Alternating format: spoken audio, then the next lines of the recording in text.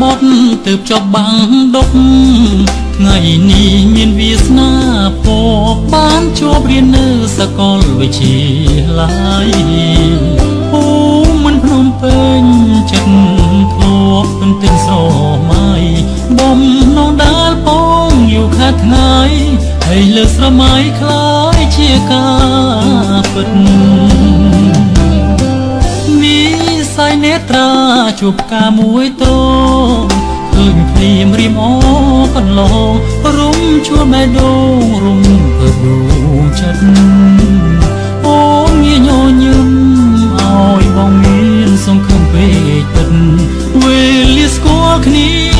ជីវិតរុំច្រើនដួងចិត្តរឹតតែស្នេហ៍ស្រី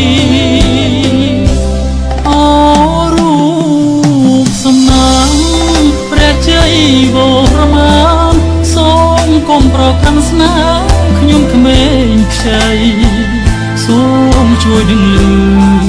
បំភ្លឺដល់ដួងចិត្តស្រីថាខ្ញុំពិតស្នេហ៍តែចំបៃវាស្មៅសាស័យនាងដឹងរឿងពិតបងសូមកងចិត្តវមុតទុកមុន4 ឆ្នាំមិនយូរទៅអួយតនចំវាស្ងួនមិន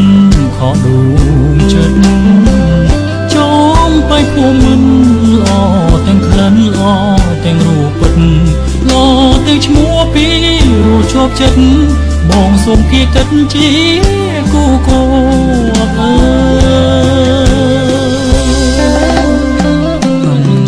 ស៊ីណាបងសូមចងចិត្តនឹងអូនបានទេ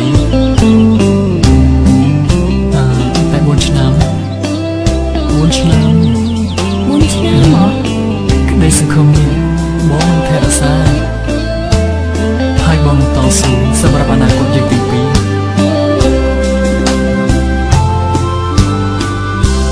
អូរូបសំណាង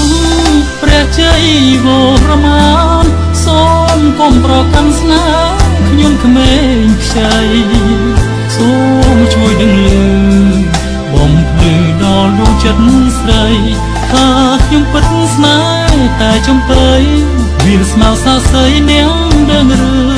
ងពិតបងសូមកងចិត្តវមុតទុកមុន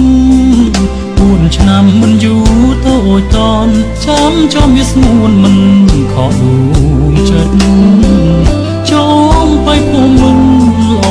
ទាំងក្លិនល្អទាំងរូបពិតល្អទាំងឈ្មោះពីរួចជាប់ចិត្តបងសូមគៀកិតជា